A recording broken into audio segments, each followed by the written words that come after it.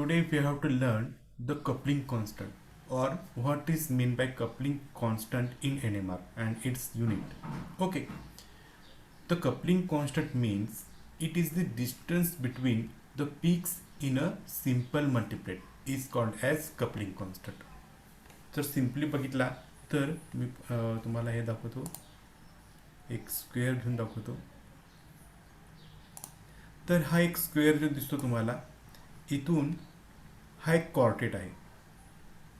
हा काय आहे? कॉर्टेट आहे. ओके, ह्या कॉर्टेटमध्ये तुम्ही जर बघितलात तर हा जो एक भाग येतो दोन सक्सेसिव्ह पीक मधलं जे अंतर आहे, ह्या अंतराला आपण म्हणणार आहोत कपलिंग कॉन्स्टंट. आणि कपलिंग कॉन्स्टंट दाखवतात कशाने? जे टर्मने, जे या सिम्बॉलने दाखवतात. आणि हे जे अंतर आहे, हे जितकं अंतर आहे तेवढंच अंतर ह्या पीकमध्ये सुद्धा असतं.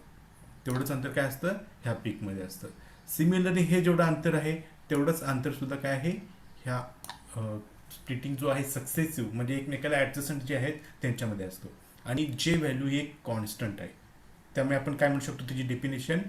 द डिस्टन्स बिटवीन द पिक्स इन अ सिम्पल मल्टिप्लेट. एकाच मल्टिप्लेटमध्ये जे काही स्प्लिट झालेले आहेत त्या स्प्लिटमधलं जे काही डिस्टन्स असणार आहे त्या डिस्टन्सला आपण काय म्हणणार आहोत? Coupling constant. आणि कपलिंग कॉन्स्टंट डिनोट करतात सिम्बॉल कॅपिटल जी. ओके, आता परत जर नाही समजलं तर इथं आपण बघू शकतो, इथे एक ट्रिपलेट आहे, अशाच पद्धतीचा हा ट्रिपलेट आहे, इथून इथपर्यंत तो स्प्लिट झालेला आहे. ओके, तर ह्यामधलं ह्या पीकपासूनचे ह्या पीकपर्यंतचं जे अंतर असणार आहे त्याला आपण म्हणणार आहोत कपलिंग कॉन्स्टंट. हे जितकं आहे तेवढीच व्हॅल्यू सुद्धा इथं असणार आहे. आणि कपलिंग कॉन्स्टंट आपण का शिकायचं आहे? तर आपण जे NMR काढतो BSc MSc ला, ते अगदी छोटे छोटे मोलिक्युल स्ट्रक्चरचे आपण NMR काढतो. पण एखादं मोठं बल्की स्ट्रक्चर असेल, CH3 CH2 CH2 CH2 CH2 CH2 CH2 CH2 CH2 CH2 CH3, आता तुम्ही मोजलेलं पण नाही, मी सुद्धा मोजलेलं नाही. असं जेव्हा बल्की स्ट्रक्चर येतं तेव्हा आपल्याला प्रॉब्लेम येतात की कोणता CH2 ग्रुप कोणत्या CH2 ला अटॅच आहे.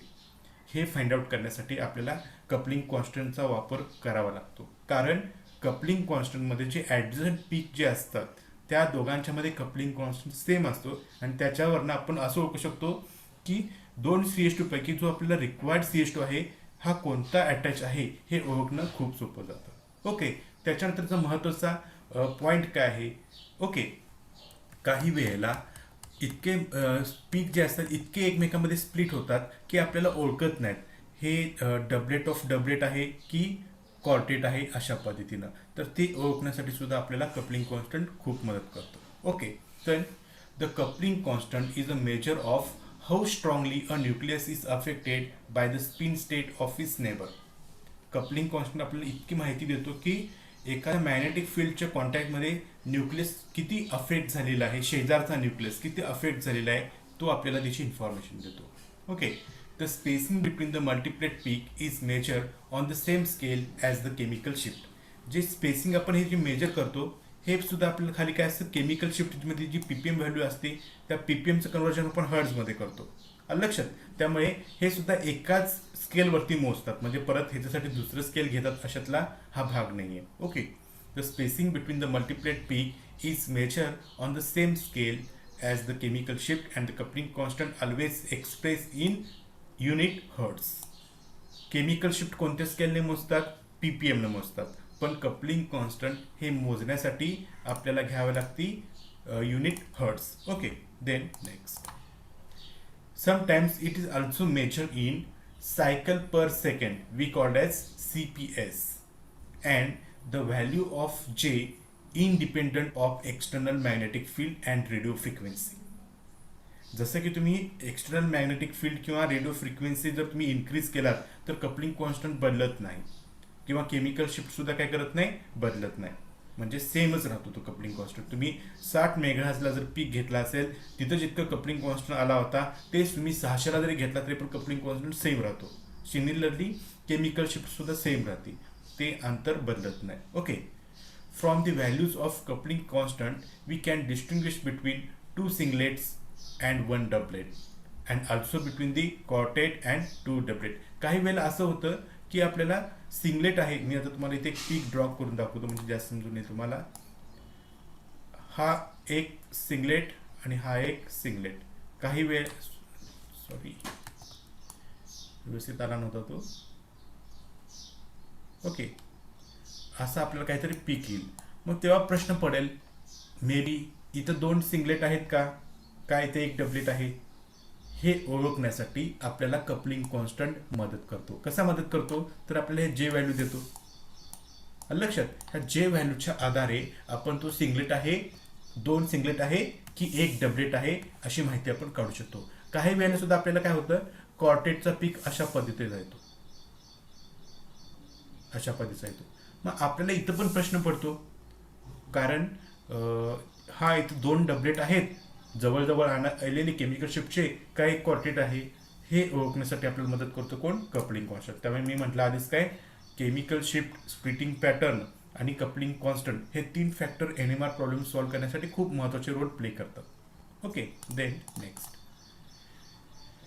In simply multiplates, the coupling constant easily determined by measuring the space in hertz between individual peaks of the multiplate. The coupling constant has the same value regardless of the field strength or operating frequency of NMR spectrometer, that is J is constant.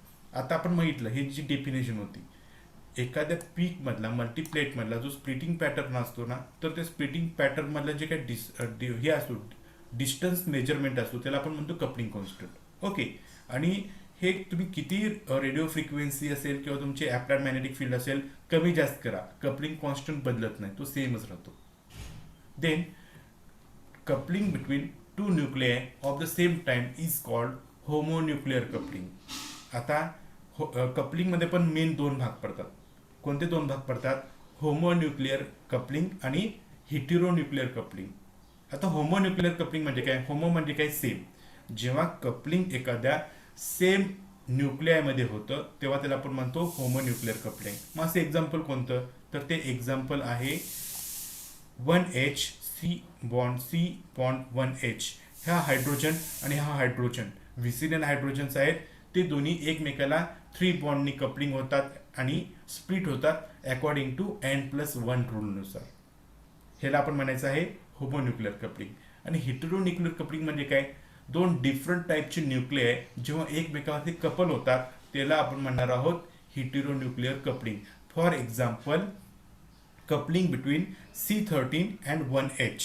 इथं 1 bond coupling होतं आणि आपल्याला हेटेरोन्यूक्लिअर coupling observe होतो. आणि हे हेटेरोन्यूक्लिअर coupling होतो म्हणून शोध लागला C13 NMR स्पेक्ट्रोस्कोपीचा, जे तुम्ही सेमिस्टर 3 मध्ये बघणार आहात. हा जो पॉईंट आलाय ना, हा कपलिंग बिटवीन हेटेरोन्यूक्लिअर कपलिंग, ह्याच्यामुळे आपल्याला C13चा शोध लागला असेल आणि त्यामुळे आपण पुढच्या सेमिस्टर 3 मध्ये NMR टॉपिक स्पेक्ट्रोस्कोपीचा जो पेपर आहे त्या पेपरमध्ये आपण CNMR हा आपण पॉईंट बघणार आहोत. म्हणजे एक मोठा टॉपिकच आहे तो, युनिट आहे आणि खूप महत्त्वाचा आहे. C13 सुद्धा आपल्याला खूप मोठी माहिती देतो.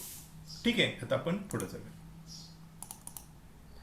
इथं बघूया आपण कपलिंग कॉन्स्टंट कशा पद्धतीची माहिती देतो.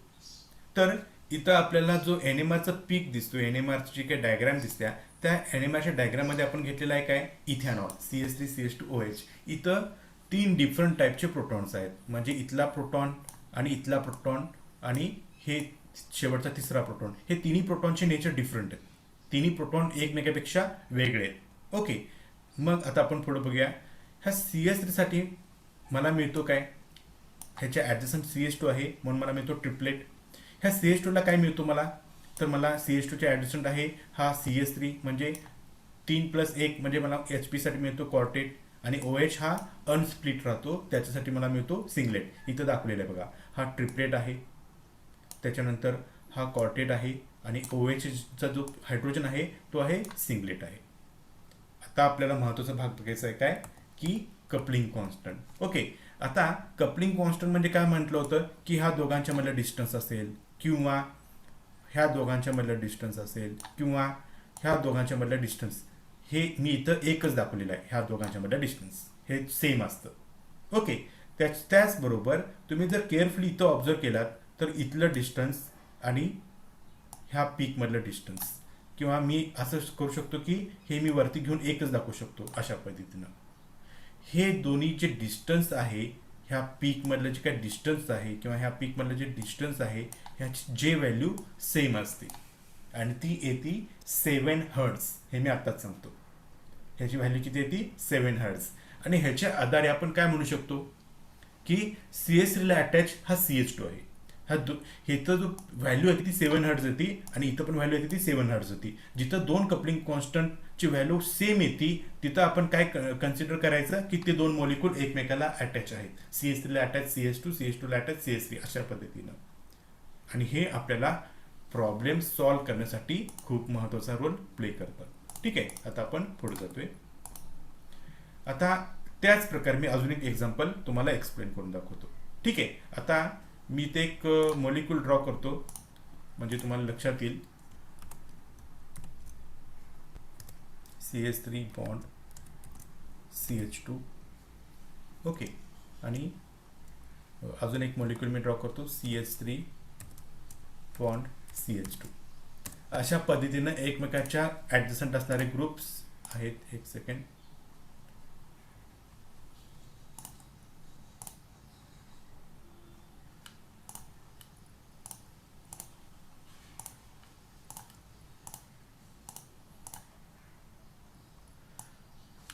असं इथं येतो म्हणजे तुम्हाला दिसेल. ठीक आहे, CH3 CH2 CH3 CH2. आता इथं जर तुम्ही बघितला तर तुम्हाला थिअरॉटिकली माहिती आहे यस काय कोणता पीक कशाला येतो. ओके, कोणता पीक काय येतो. ह्या CH3 साठी काय येतो मला, ह्या CH3 साठी मला काय येतो तर ह्या CH3 साठी मला ट्रिपलेट येतो. ह्या CH2 साठी मला काय येतो, ह्या CH2 साठी मला येतो काय क्वार्टेट. ह्या CH2 साठी मला काय येतो क्वार्टेट. आणि इथे एक लिहायचं राहिलं होतं बॉन्ड ऑक्सिजन, बॉन्ड ऑक्सिजन अशा पद्धतीनं. ठीक आहे, आता इथं मात्र महत्त्वाचा रोल आपल्याला इथं ओळखायचा आहे. इथं जर तुम्ही बघितला तर CH3 CH2 आहे फक्त, पण इथं जर बघितला तर CH3 CH2O आहे. ह्या CH2 ला अटॅच O असल्यामुळे यस आपल्याला CH2 ची केमिकल शिफ्ट व्हॅल्यू बदलते, जास्त येते ती. ओके, तर ती किती जास्त येते हे आपण इथं बघूया. आता इथं मी इथं लिहितो इथे एक इथे एक, प्रत्येकाच्या ठिकाणी त्याचे केमिकल स्प्लिटिंग काय येतो ते मी लिहितो म्हणजे तुम्हाला जास्त समजून येईल. ह्या CH3 ला येतो ट्रिपलेट, ह्या CH2 साठी येतो क्वार्टेट. ओके, इथं येतो ट्रिपलेट आणि इथे येतो क्वार्टेट अशा पद्धतीनं. आता आपल्याला ह्याच्या केमिकल शिफ्ट व्हॅल्यू असाइन करताना महत्त्वाचा रोल बघायचा आहे कपलिंग कॉन्स्टंटचा. ठीक आहे, आता तुम्ही इथं जर केअरफुली ऑब्झर्व केलात ह्या पीकमध्ये तर इथं क्वार्टेट आलेला आहे म्हणजे इथं आपल्याकडे क्वार्टेट किती यायला पाहिजेत, 2 क्वार्टेट. इथं 2 क्वार्टेट आहेत. ओके, आणि ट्रिपलेट किती यायला पाहिजेत तर ट्रिपलेट सुद्धा 2 यायला पाहिजेत. इथे एक ट्रिपलेट आहे, इथे एक ट्रिपलेट आहे. मग तुम्हाला प्रश्न पडला असेल 2 ला आलेला जी ट्रिपलेट आहे तो कुणाला असाइन करायचा. येस, ह्याला असाइन करायचा की ह्याला असाइन करायचा हा प्रश्न पडला असेल ट्रिपलेटच्या बाबतीत. किंवा क्वार्टेटमध्ये 1 ppm ला जी व्हॅल्यू आली ती ह्याला असाइन करायची की ह्याला असाइन करायची हा प्रश्न तुम्हाला पडला असेल. बरोबर आहे ना. तर हे सॉल्व्ह करण्यासाठी आपल्याला इथं मदत घ्यावी लागते ती कपलिंग कॉन्स्टंटची. कशी, आता इथं तुम्ही बघू शकताय कपलिंग कॉन्स्टंट इथं J = 2 हर्ट्ज आहे आणि इथं J = 2 हर्ट्ज आहे. बरोबर, ह्याचा अर्थ असा की हा जो CH3 आलेला आहे ह्याच्या ॲडजसंट हा क्वार्टेटचा पीक आहे म्हणजे 1 आणि 4 ह्या व्हॅल्यू झाल्या 1 साठी. म्हणजे आता मी इथं लिहूनच दाखवतो तुम्हाला लक्षात येईल. CH3 bond CH2. ओके, अशा पद्धतीनं. आता ह्याची व्हॅल्यू किती येतील बघा, मी ह्याच्या लगेच खालीच लिहितो ॲडजसंट. तर तिथं असाइन येते ट्रिपलेट कितीला आलेली ती 4 ppm ला, 4 ppm ला. आणि त्याच्या पुढे CH2 आहे त्याला येतो काय क्वार्टेट आणि त्याची केमिकल शिफ्ट व्हॅल्यू कितीला आलेली आहे 1 ppm ला आलेलं आहे. लक्षात, हे तुम्ही असाइन करू शकता. आता त्याच्यानंतर पुढचा असाच एक पीक होता CH3 CH2O साठी. CH3 bond CH2 bond O. आता इथं सुद्धा सिमिलरली तोच फॅक्टर येतो. इथं येतो CH3 साठी ट्रिपलेट, पण इथं केमिकल शिफ्ट व्हॅल्यू किती आलेली आहे 2 ppm. CH2 साठी आलेला आहे क्वार्टेट, त्याची केमिकल शिफ्ट व्हॅल्यू किती आलेली आहे 3 ppm. लक्षात, हे CH3 CH2 साठी काय असाइन केला कारण त्याची त्याची कपलिंग कॉन्स्टंट हा सेम आहे म्हणून. त्याचा कपलिंग कॉन्स्टंट हा सेम आहे म्हणून. किती आहे तो? 4 हर्ट्ज आणि 4 हर्ट्ज. ह्याचा अर्थ काय की हे दोन्ही पीक म्हणजेच हे दोन्ही पीक आहे. हे आसान करण्यासाठी यूज होतो. इथे त्याचा अर्थ दिलेला आहे. It means 1 and 4 ppm chemical shift groups adjacent to each other because of the same J value, that is 2 Hz, and similarly 2 and 3 ppm chemical shift groups adjacent to each other because of the coupling constant value is 4 Hz. त्यामुळे ते दोन्ही एकमेकांचे adjacent आहेत. ह्या conclusion पर्यंत आपण पोहोचू शकतो. ओके, मी आता पुढची स्लाइड घेतोय. How to calculate the coupling constant. कशा पद्धतीने आपण कपलिंग कॉन्स्टंट फाइंड आउट करायचा असतो. तर 1 by 1 पॉईंटकडे लक्ष द्या. सगळ्यात पहिल्यांदा तुम्हाला जो NMR आलेला आहे तो NMR बघा अशा पद्धतीचा स्केल आला असतो आणि इथं स्प्लिटिंग पॅटर्न आपल्याला ऑब्झर्व झालेला असतो. ओके, मग कपलिंग कॉन्स्टंट फाइंड आउट करायचं असेल तर आपल्याला लागते काय? Chemical shift value. ह्या पीकची केमिकल शिफ्ट व्हॅल्यू आलेली आहे 0.9, ह्या केमिकल शिफ्ट आलेले 0.9, ह्याची 1.0 आहे आणि ह्याची 1.1 आहे. बघा ह्यातलं डिस्टन्स मेजर करा. 1.1 मधनं 1 गेलं तर किती उत्तर येतं? 0.1 येतं. किंवा 0.10 मधनं 0.9 गेलं तर हे किती येतं? उत्तर किती येतं? 0.1 येतं. 0.9 मधनं 0.8 गेलं तर किती उत्तर येतं? 0.1. म्हणजे प्रत्येकातला कपलिंग कॉन्स्टंट सेम आहे ना. ओके, आता आपण जायचं आहे काय? केमिकल जे व्हॅल्यू फाइंड आउट करण्यासाठीचा फॉर्म्युलाकडे. तो फॉर्म्युला असा आहे, delta ppm is equal to J in Hertz divided by delta nu instrument in megahertz. अशा पद्धतीनं आता आपल्याला काय करावं लागणार आहे? J in ppm मध्ये कॅल्क्युलेट करावं लागेल. त्याचं कन्वर्जन आपल्याला हर्ट्जमध्ये करायचं आहे. मग ते कसं करू शकतो आपण? येस, तर J in ppm म्हणजे कपलिंग कॉन्स्टंट ppm मध्ये किती होतं बघा. 0.9 मधनं 0.8 गेला तर उत्तर किती येतं? 0.1. किंवा 0.1 0.9 वजा करा, ते पण उत्तर येतं 0.1च येतं. आता हे जे 0.1 जे आलेलं आहे ppm मध्ये त्याला आपल्याला काय करायचं आहे? कन्वर्ट हर्ट्जमध्ये करायचं आहे. मग त्यासाठीचा फॉर्म्युला काय बघा, J in Hertz. ओके, म्हणजे इथं जी व्हॅल्यू आली होती ही व्हॅल्यू आपल्याला फाइंड आउट करायची. त्यामुळे ही जी पूर्ण टर्म आहे ती मी इकडं घेतली म्हणजे लेफ्ट साईडला, तर काय होईल? न्यूमरेटरला जाईल. त्यामुळे आता जी डेल्टा होती व्हॅल्यू ती आपली डेल्टा जी ppm मध्ये होती ती आपण J in ppm म्हणणार आहोत आणि डेल्टा न्यू इन्स्ट्रुमेंट इन मेगाहर्ट्जने मल्टिप्लाय करणार होतो. ओके, आता J in Hertz आपल्याला उत्तर येईल 0.1 ppm. 0.1 कुठनं आलं? तर हे 0.1 ppm. आणि इन्स्ट्रुमेंटसाठी आपण कोणती फ्रिक्वेन्सी यूज केलं होतो? तर 200 मेगाहर्ट्ज इतकी फ्रिक्वेन्सी आपण यूज केलं होतं. आणि हे जर आपण सॉल्व्ह केलं तर उत्तर किती येतं? 20 हर्ट्ज. म्हणजे ह्याच्यामधला जो कपलिंग कॉन्स्टंट आहे J, त्याची व्हॅल्यू किती आहे? 20 हर्ट्ज इतकी आहे. अशा पद्धतीने आपण कपलिंग कॉन्स्टंट फाइंड आउट करू शकतो. ठीक आहे, आता मी पुढे जातोय. Different types of coupling constant. कोणते कोणते प्रकारचे कपलिंग कॉन्स्टंट आहेत हे आपण बघणार आहोत. एकूण 5 टाइप्स आहेत. त्यातला पहिला जो आहे तो आहे वन बॉन्डेड कपलिंग कॉन्स्टंट, ज्याला आपण दाखवताना असं दाखवतो की 1J. 1Jचा अर्थ काय? की त्याच्यामध्ये एक बॉन्ड कपलिंग आहे, त्याला 1 बॉन्ड कपलिंग आहे. मग असे एक्झाम्पल्स कोणते आहेत त्याचे? तर त्याचे एक्झाम्पल आहेत C13 किंवा फॉस्फरस 31H. आता C13 हा NMR ऍक्टिव्ह आहे, फॉस्फरस 13 सुद्धा NMR ऍक्टिव्ह आहे, फ्लोरीन सुद्धा NMR ऍक्टिव्ह आहे. पण फ्लोरीन हा हायड्रोजनला कमी अटॅच असतो. त्यामुळे तो त्याचं एक्झाम्पल दाखवलं नाही आहे. पण इथं 1 बॉन्ड कपलिंग मध्ये सगळ्यात यूज करतात तर तो हा, आणि सगळ्यात रेअर यूज करतात तर तो हा, म्हणजे कधी कधी करतही नाही. त्यामुळे हे लक्षात ठेवताना फक्त C13 लक्षात ठेवा. ओके, त्याच्यानंतर दुसरा प्रकार येतो 2 बॉन्ड कपलिंग. त्याला आपण दाखवताना म्हणतो 2J. 2 बॉन्ड कपलिंग म्हणजे काय? की हे जे हायड्रोजन्स एकमेकावरती कपल होतात ते सेपरेट असतात 2 बॉन्डने. बघा, ह्या एकाच कार्बनला 2 हायड्रोजन अटॅच आहेत.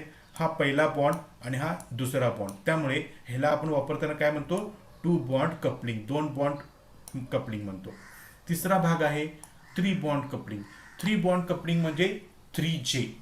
ह्यामध्ये जे हायड्रोजन्स आहेत separated by adjacent hydrogen is separated by 3 bonds. कोणते 3 बॉन्ड्स? तर मी तर मेजर करतो. तर बघा, हा पहिला बॉन्ड हायड्रोजन आणि कार्बनमध्ये, हा दुसरा बॉन्ड कार्बन कार्बनमध्ये, आणि हा तिसरा बॉन्ड कार्बन हायड्रोजनमध्ये, आणि इथला हायड्रोजन. ह्या दोघांच्या मध्ये कपलिंग होतं, त्याला आपण म्हणतो काय? 3J bond coupling. किंवा आपण त्याला असेही दाखवू शकतो, H bond C bond C bond H. ह्याला आपण म्हणतो व्हिसिनल कपलिंग. ह्याला आपण काय म्हणतो? व्हिसिनल कपलिंग. 2 बॉन्ड कपलिंगला आपण म्हणतो जेमिनल कपलिंग. 3 बॉन्ड कपलिंगला आपण म्हणतो व्हिसिनल कपलिंग. आणि त्याच्यानंतरचे हे जे शेवटचे आहेत 4 bond coupling and long range coupling, हे सुद्धा कपलिंग होतात, पण थोडेसे रेअर होतात. काहीच ठिकाणी होतात, प्रत्येक ठिकाणी होत नाहीत. ओके, मग 4 बॉन्ड कपलिंग कोणते कोणते आहेत? तर इथं तुम्ही मेजर करू शकता.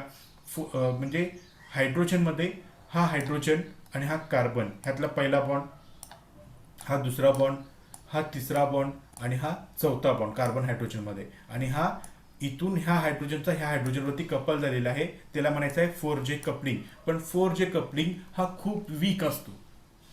4J कपलिंग काय असतो? खूप वीक असतो. आणि लॉंग रेंज कपलिंग सुद्धा खूप वीक असतो, काहीच ठिकाणी आपल्याला पॉसिबल होतो. हे जास्त करून हे पॉईंट आपण सेम 3ला बघणार आहोत, कारण की तिथं सेम 3ला आपण ॲडव्हान्स बघतो, त्यामुळे तिथं बघायचं आहे. आता सध्या जे बेसिक आहे ते एवढंच आहे, हे 3 पर्यंत. ठीक आहे, मी आता पुढे जातोय. आता इथं जे एक्झाम्पल आहे, तर various values of 1 bond coupling ह्या व्हॅल्यूज आहेत. तर 1 बॉन्ड कपलिंगमध्ये खूप वेगवेगळ्या प्रकारचे कपलिंग कॉन्स्टंट्स आपल्याला ऑब्झर्व होतात, पण ऑर्गॅनिक केमिस्ट्रीमध्ये फक्त एवढंच यूज करतो आपण. आणि हे पण कुठे यूज करतो? हे पण आपण यूज करतो C13 स्पेक्ट्रोस्कोपीमध्ये. आणि ते पण C13 स्पेक्ट्रोस्कोपीमध्ये पण जास्त करून हे यूज करत नाही आहे. त्यामुळे हे लक्षात ठेवायची आवश्यकता नाही आहे, पण नोट्समध्ये लिहून ठेवा. जर तुम्ही सेटनेट किंवा इंटरव्ह्यू देणार असाल तेव्हा तुम्हाला उपयोगी पडते. ठीक आहे, आता मी पुढे जातो. 2 बॉन्ड कपलिंग, ह्याच्यामध्ये सुद्धा वेगवेगळ्या प्रकारचे बरेचसे बॉन्ड कपलिंग्स आपल्याला ऑब्झर्व होतात. इथं बघितलं तर जेमिनल कपलिंग आहे हा, आणि त्याची केमिकल शिफ्ट होणे बघा किती आहे, -9 to -15 हर्ट्ज, म्हणजे अगदी कमी आहे. ओके, बाकी हे बिन उपयोगाचे आहेत, पण नेटसेटच्या एक्झामसाठी उपयुक्त आहेत. ओके, MSCला लेवलला उपयुक्त नाही आहेत. ओके, त्यामुळे तुम्ही फक्त नोट्समध्ये लिहून ठेवा. पण ह्यातला सगळ्यात महत्त्वाचा आहे इम्पॉर्टंट, तर तो आहे हा. कारण की जो उपयोगी आहे तो हा निगेटिव्हमध्ये आहे, आणि दुसरा उपयोगी आहे तो मात्र पॉझिटिव्हमध्ये, आणि हे बऱ्याच ठिकाणी यूज होतो. लक्षात. आणि हा पण बघा, हा जेमिनल कपलिंग आहे. जेमिनल म्हणजे काय? दोन्ही प्रोटॉन्स एकाच कार्बनला, ह्याला आपण म्हणतो जेमिनल. इथं सिंपल sp3 होता, पण इथं sp2 आहे. sp3 असताना जे व्हॅल्यू मायनसमध्ये आहे, पण sp2 असताना जे व्हॅल्यू कमी आहे पण पॉझिटिव्ह आहे, 0 to 2 हर्ट्ज. आणि हे लक्षात ठेवायचं आहे. ओके, आता याला मी क्लिअर करतोय. आणि सगळ्यात महत्त्वाचा जो महत्त्वाचा कपलिंग कॉन्स्टंट येतो, तर तो येतो ह्या रेंजमध्ये. आणि ह्या रेंजमध्ये जो कपलिंग कॉन्स्टंट आहे त्याला मी मार्क केलेला इथं दिसतो तुम्हाला, दॅट इज व्हिसिनल कपलिंग. बघा, मगाशी मी म्हटलं होतं ना इथेनॉलबद्दल 7 हर्ट्ज म्हटलं होतं, तर जनरली 6 आणि 8 हर्ट्ज ह्याच्यामध्ये आसपास कुठे येतो. आणि जे तुम्ही हे मार्क केलेले आहे, गोल केलेला आहे, तो आयुष्यभर लक्षात ठेवायचा आहे ऑर्गॅनिक केमिस्ट्रीच्या विद्यार्थ्यांनी. तो येतो 6 ते 8 हर्ट्ज. बाकी हे सगळे इम्पॉर्टंट नाही आहेत, हे सगळे इम्पॉर्टंट नाही आहेत. ह्याला मी पण नोट्समध्ये लिहून ठेवा, हा खूप खूप महत्त्वाचा आहे. ह्याला मी जास्त ग्रीन केलेलं आहे बघा. ओके, त्याच्यानंतर पुढचा रोल आहे तो इथंच व्हिसिनल कपलिंगमध्येच, पण sp2 कार्बनच्या बाबतीत. आणि हे ह्याच्यापेक्षा सुद्धा खूप महत्त्वाचं आहे, त्यामुळे मी ह्याला भरपूर मार्क करतो, कारण की हे प्रॉब्लेम सॉल्व्ह करताना आपल्याला खूप महत्त्वाचं आहे. आणि बाकीचे जे परत आहेत ते नोट्समध्ये फक्त लिहून ठेवा, ह्याची उपयुक्त जास्त नाही आहे.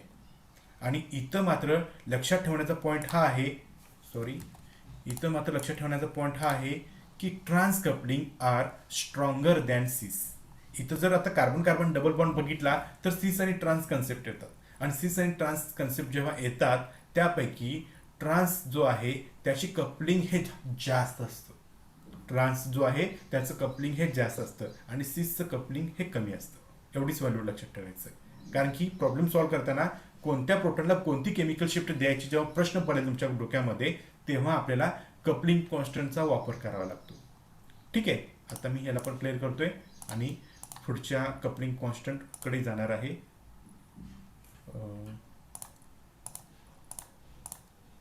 ओके, हे पहिल्यांदा घेतो आणि मग मागची स्लाइड घेतो. ॲरोमॅटिक कार्बनकडे. ॲरोमॅटिक प्रोटॉन जिथं आहे तिथं दोन प्रकारचे कपलिंग कॉन्स्टंट, तीन प्रकारचे कपलिंग कॉन्स्टंट आपल्याला बघायला मिळतात.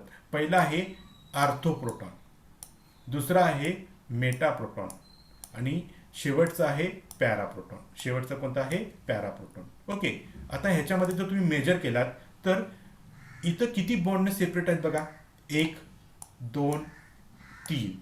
हा आहे 3J, हा आहे 3J, that is ortho coupling constant.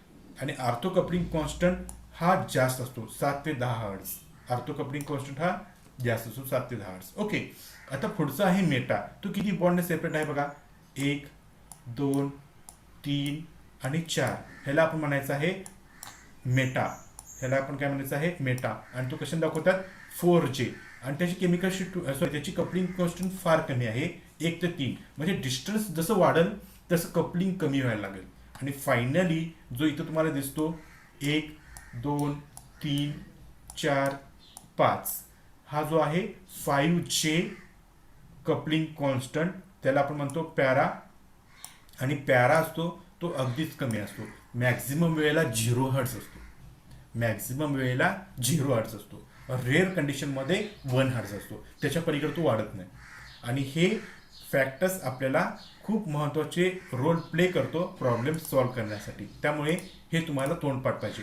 पुढच्या स्लाइडमध्ये मी एक समरी दिलेली आहे, कोणतं कोणतं पाठ असायला पाहिजे. तर हे जे दिसतं, हा जो चार्ट आहे सगळ्यांना तोंडपाठ असायला पाहिजे. सगळ्यांना कसं असायला पाहिजे? तोंडपाठ असायला पाहिजे. परत एकदा मी एक्सप्लेन करतो बघा. हा व्हिसिनल आहे स्ट्रॉंग कपलिंग 7 हर्ट्ज. ओके, त्याच्यानंतर हा सिस आहे 10, म्हणजे कमी असतो तो 10 हर्ट्ज. हा ट्रान्स आहे, ट्रान्स सिसपेक्षा जास्त असतो 15 हर्ट्ज. आणि हा जेमिनल आहे, हा असतो 2 हर्ट्ज. हे महत्त्वाचे आहेत, मी मगाशी पण सांगितलं, हे मी एका चार्टमध्ये मी घेतलेलं आहे. ओके, हे पाठ पाहिजे. त्याच्यानंतर हा आर्थो आहे, जास्त असतो 8 हर्ट्ज. मेटा थोडासा वीक, तर तो 2 हर्ट्ज. पॅरा मी दाखवलेला पण नाही आहे, कारण की 0 असतो, नसतोच तो. आणि अलायलिक, काही वेळेला अलायलिक असतो, त्याची पण केमिकल कपलिंग कॉन्स्टंट हा जास्त असतो, 6 हर्ट्ज. ओके, हे आपलं महत्त्वाचं आहे, हे तुम्हाला तोंडपाठ असलं पाहिजे. ठीक आहे, इथं आपल्याला जो बराचसा भाग सांगायचा होता तो झालेला आहे. त्याच्यानंतर आपण काही प्रॉब्लेम सॉल्व्ह करणार आहोत उद्याच्या लेक्चरपासून. पण त्याच्या आधी कपलिंग कॉन्स्टंटवरती कोणते फॅक्टर्स अफेक्ट करतात हे मी तुम्हाला शॉर्टमध्ये सांगतो. तर बघा, इथं जर तुम्ही ऑब्झर्व केला केअरफुली, तर बॉन्ड लेंथ पहिला पॉईंट आहे, तो बॉन्ड लेंथ. ह्याच्यामधला बॉन्ड लेंथ आणि ह्याच्यामधला बॉन्ड लेंथ हा डिफरंट आहे. ह्याच्यामधला बॉन्ड लेंथ आणि त्याच्यामधला बॉन्ड लेंथ कसं आहे? डिफरंट आहे. जिथं बॉन्ड लेंथ जास्त असतो तिथं कपलिंग कॉन्स्टंट सुद्धा काय असतो? जास्त असतो.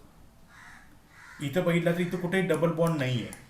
ओके, ह्याचं नाव होतं सायक्लोहेक्झिन आणि ह्याचं नाव आहे benzene.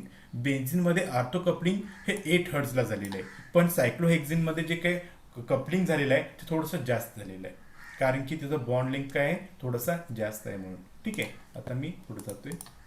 Valence angle. Valence angle म्हणजे काय? की जो बाहेरचा अँगल असतो ह्यापैकी θ1 आणि θ2 मी इथं तुम्हाला दाखवू शकतो. हा अँगल θ1 आपण म्हणू शकतो आणि ह्याला आपण म्हणायचं आहे θ2. हे असं प्रत्येक ठिकाणी तुम्ही अप्लाय करू शकता. हा θ1, हा θ2, हा θ1, हा θ2, हा θ1, हा θ2, हा θ1, हा θ2, अशा पद्धतीनं. आणि हे काय दाखवतं बघा, द जे value decreases as θ1 and θ2 increases. म्हणजे कपलिंग कॉन्स्टंट हा जर θ1 आणि θ2 जर इन्क्रीज झाला, अँगल वाढला, तर जे काय होतो? कमी होतो. जे काय होतो? कमी होतो. किंवा दुसऱ्या अर्थामध्ये असं पण म्हणू शकतो, जे व्हॅल्यू इन्क्रीज होतो कधी? जेव्हा θ1 आणि θ2 इथलं अँगल हे कमी होतं तेव्हा. आता इथं अँगल जास्त आहे म्हणून जे व्हॅल्यू कमी आहे, इथं अँगल कमी झाला म्हणून जे व्हॅल्यू जास्त झाला, इथं अँगल आणखी कमी झाला म्हणून जे व्हॅल्यू परत वाढला, इथं सुद्धा अँगल θ1 θ2 आणखी कमी झाले, त्यामुळे कपलिंग कॉन्स्टंट सुद्धा वाढला आणि इथं सुद्धा हायर आहे, तर ते त्याच रिझनमुळे. हे झाला तिसरा फॅक्टर. ओके. आणि पुढचा एक फॅक्टर आहे तिसरा, इलेक्ट्रोनिगेटिव्ह अँड इलेक्ट्रोपॉझिटिव्ह ॲटमवरती सुद्धा खूप डिपेंड असतो. कसा डिपेंड असतो तर इथं आपण बघू शकतो. Presence of electronegative or electropositive substituents when electronegative elements are directly attached to the same carbon atom as vicinal coupled proton, the coupling constant is reduced, whereas attached electropositive element rise it for freely rotating chain the effect is small. आता इथं जर तुम्ही बघितलात तर इथं हा chlorine इलेक्ट्रोनिगेटिव्ह item आहे, इथं सुद्धा क्लोरीन इलेक्ट्रोनिगेटिव्ह ॲटम आहे आणि इथं लिथियम हा इलेक्ट्रोपॉझिटिव्ह ॲटम आहे. पण इथं 2 इलेक्ट्रोनिगेटिव्ह ॲटम आहे, इथं एक आहे आणि इथं इलेक्ट्रोपॉझिटिव्ह ॲटम आहे. मग इथं जर तुम्ही कपलिंग बघितलात तर इलेक्ट्रोनिगेटिव्ह ॲटम जेव्हा असतो तेव्हा कपलिंग हा कमी असतो. 2 पैकी एक फक्त आहे म्हटलं तर कपलिंग कॉन्स्टंट थोडासा वाढलेला आहे. आणि जेव्हा इलेक्ट्रोपॉझिटिव्ह ॲटम असतो तेव्हा मात्र कपलिंग कॉन्स्टंट हायर असतो. हे 3 पॉईंट्स जे आहेत ते कपलिंग कॉन्स्टंट कमी जास्त होतात, का होतात, नाही होत, ह्याचं रिझन्स आहे. ठीक आहे. इथं आपल्याला कपलिंग कॉन्स्टंट हा पॉईंट काय झालेला आहे, संपलेला आहे. इथं आपला महत्त्वाचा जो भाग होता तो तुम्हाला व्हॉट्सअप ग्रुपवरती ह्याच्यावरती मी सेंड करतो आणि त्यातनं तुम्ही हे नोट्स काढून ठेवा. अजून एक ज्याचा एक पॉईंट बोलायचा राहून गेला तर तो हा पॉईंट आहे. तर इथं प्रत्येक ठिकाणी अल्किन आहे. मी पॉइंटर घेतो. इथं सुद्धा अल्किन आहे, इथं सुद्धा अल्किन आहे, इथं सुद्धा अल्किन आहे. हा जेमिनल अल्किन आहे, त्याचा कपलिंग कॉन्स्टंट फार कमी असतो 0.3 हर्ट्स. त्यापेक्षा जास्त कपलिंग कॉन्स्टंट सीस असताना असतो 5 ते 10 हर्ट्स आणि ट्रान्स असताना कपलिंग कॉन्स्टंट हायर असतो 11 ते 18 हर्ट्स इतका. आता इथे एक्झाम्पलच्या स्वरूपामध्ये आपण बघू शकतो. तर हे हायड्रोजन आणि हा हायड्रोजन ट्रान्स आहे, हे हायड्रोजन आणि हायड्रोजन ट्रान्स आहेत आणि सिमिलर त्याच्या आयसोमरमध्ये हे हायड्रोजन आणि हे हायड्रोजन सीस आहेत. हे हायड्रोजन आणि ते हायड्रोजन कसे आहेत, सीस आहेत. तर ह्या दोघांचा जर आपण NMR बघितला तर कपलिंग कॉन्स्टंट बघा, ट्रान्स असताना 14 हर्ट्स आहे आणि मात्र सीस असताना त्याचं कपलिंग कॉन्स्टंट किती आहे, ओनली 8 हर्ट्स आहे. ही खूप महत्त्वाची इन्फॉर्मेशन आहे. हे डायग्राम तुमच्या नोट्समध्ये जेवढ्या मी डायग्राम सेंड केल्यात NMRच्या त्या तुम्ही तुमच्या वहीमध्ये रफली का असं काढून ठेवा, कारण की ते खूप महत्त्वाची इन्फॉर्मेशन आपल्याला देतात जेव्हा आपण नोट्स वाचतो तेव्हा. ठीक आहे. मी आज इथंच थांबतोय. ह्याच्यानंतर कोराडी सर लेक्चर घेतील. कोराडी सरांच्या नंतर गेस्ट लेक्चर होणार आहे, काहीतरी 2 वाजता त्यांनी टायमिंग टाकलेलं आहे. 2 वाजता सगळेच्या सगळे 22 जण प्रेझेंट राहायचं आणि सगळ्यात महत्त्वाचं म्हणजे त्यांना झूम मीटिंग 40 मिनिटाचीच राहते, त्यामुळे त्यांना गुगल मीट घ्यायचं आहे. त्यामुळे तुम्ही काय करा, आता माझं लेक्चर झालं की गुगल मीट डाउनलोड करून ठेवा आणि जेव्हा ते लिंक सेंड करतील गुगल मीटला किंवा झूमला आलं तर तुम्हाला माहितीच आहे गुगल मीट पण सेमच आहे, फक्त लिंक क्लिक करा, आपला आवाज म्यूट करा आणि ते जे सांगतायत दाखवत आहेत ते व्यवस्थित बघून घ्या, लिहून काढा. ठीक आहे. आता ह्यातला बऱ्यापैकी जो आपला सिलेबस आहे NMRचा तर तो बऱ्यापैकी आपण कव्हर केलेला आहे. फक्त ह्यातला एक पॉईंट शिल्लक राहिलेला आहे, तो म्हणजे FT NMRचा इन्स्ट्रुमेंट आणि त्यानंतर सॅम्पल प्रिपरेशन. हे दोन्ही पॉईंट मी उद्याच्या लेक्चरमध्ये कंप्लीट करणार आहे आणि उद्याला आपला हा NMR मधला म्हणजे युनिट 2 जो आहे अनालिटिकल मधला त्यातला A भाग संपतो. हा A भाग संपला की ह्याच्यावरती माझ्याकडे भरपूर प्रॉब्लेम्स आहेत, तुम्ही स्वतः सॉल्व्ह करायचे आहेत आणि मी सुद्धा काही सॉल्व्ह करून देणार आहे. ठीक आहे. मी इथं थांबतो आता. पुढचं लेक्चर कोराडी सर घेतील आणि त्याच्यानंतरचं पुढचं लेक्चर म्हणजे 2 वाजता सर घेतील ते. ठीक आहे. मी जरा स्क्रीनशॉट मारून ठेवतो. माझ्याकडे दररोजची अटेंडन्स आहे जेवढे आपण लेक्चर घेतल्यात ते.